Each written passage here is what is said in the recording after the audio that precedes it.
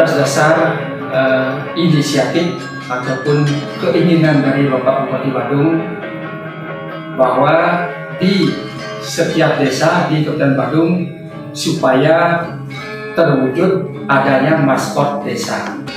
Sesuai dengan hasil rapat dengan perjuru, dengan sesepuh-sesepuh, bahwa disepakati maskot desa Dharma Sabo dengan mengambil judul Sekar Kuda.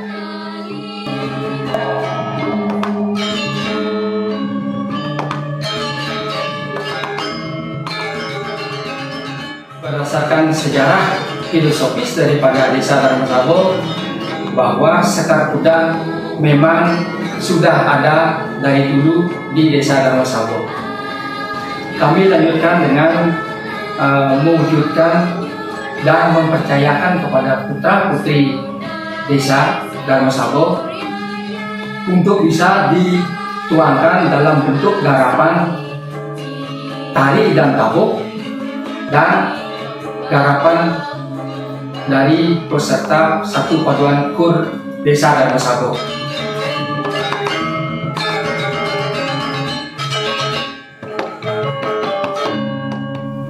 Paduan suara ini bukan hanya sekedar menyanyikan lagunya, tetapi juga harus menggerakkan lagu tersebut ke dalam sebuah koreo yang bisa mencerminkan bagaimana Sekar Kuda itu dapat digambarkan. Tepatnya bagaimana menggambarkan bunga puda itu ketika bunga puda itu dibawakan ke dalam bentuk-bentuk gerakan. Kami berkolaborasi dengan Pak Adi Gunarto juga terkait dengan gerakannya. Ya memang idenya kita adalah bagaimana menggambarkan bunga puda itu dalam bentuk koreografi. Dan itu kita bawakan dengan modifikasi gerakannya juga, dan kami juga memadukan ritmenya juga, bukan sekedar gerakannya. Saya dalam menciptakan aransemen lagu itu memikirkan bagaimana ketika orang itu merasakan keharuman bunga puda.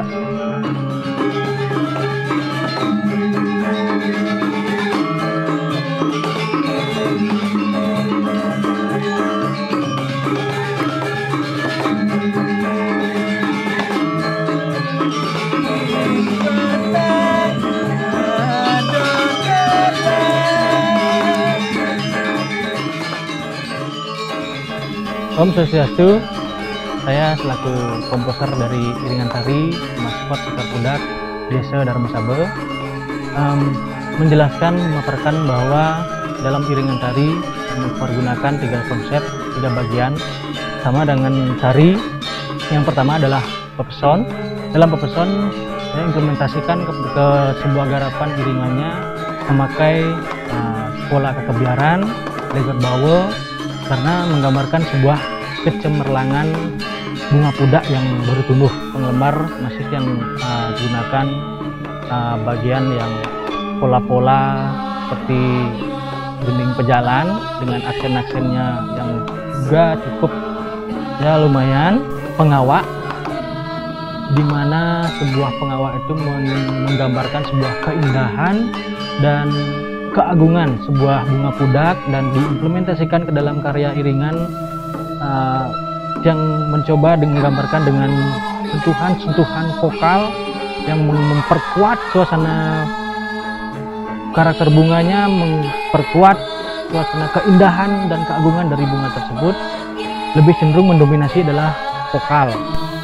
Ya, saya kembali ke bagian yang ketiga, bahwa bagian ketiga itu adalah bagian pengecet yang menggambarkan suasana semerbak harumnya bunga pudak tersebut, dan saya implementasikan ke dalam garapan iringannya adalah gending pengecet dengan pola-pola gending pejalan, dengan banyaknya aksen-aksen, sedikit ada permainan-permainan tempo yang mudah-mudahan bisa menggambarkan, menjawab dari keharuman bunga pudak tersebut.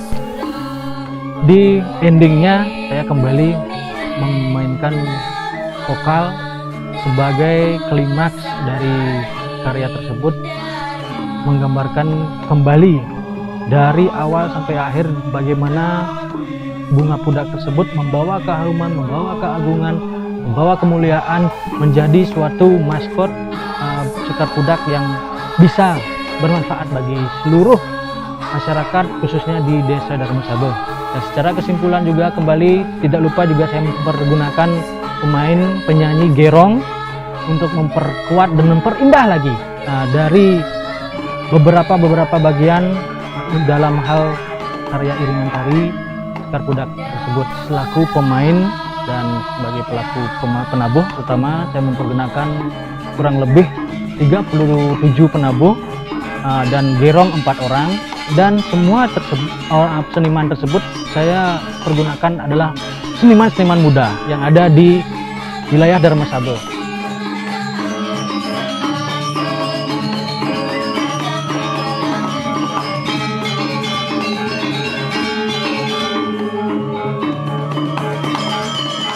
Setelah melihat bentuk bunga pudak dan merasakan aroma keharumannya secara langsung, hal tersebut kemudian saya imajinasikan dan tuangkan ke dalam bentuk gerak tari. Gerak-gerak yang dipergunakan tentu menggambarkan karakter tegas dan karakter lembut dari bunga pudak itu sendiri, dengan mempergunakan gerak-gerak yang mengalun untuk mencerminkan kelembutan, dan gerak-gerak yang berkarakter tegas seperti misalkan desain-desain gerak lurus itu menggambarkan ketegasan, ketajaman. Di samping juga membentuk sebuah pose atau pola-pola konfigurasi yang menyerupai bunga pudak. Nah, hal pertama yang saya dapatkan adalah dari bentuknya itu, dia bentuknya lurus, lancip, bertingkat-tingkat dan simetris. Nah, itu merefleksikan sebuah keseimbangan hidup, ketajaman pikiran, ada nilai kekuatan di sana, ketegasan. Kemudian dari warnanya, warna putih, kelopaknya berwarna putih, dia merefleksikan kesucian, simbol kesucian. Sedangkan dari sarinya yang berwarna kuning itu melambangkan kemuliaan. Kenapa dipilih penari putri? Itu adalah untuk bisa merepresentasikan keindahan dari bunga pudak itu dalam karya tari.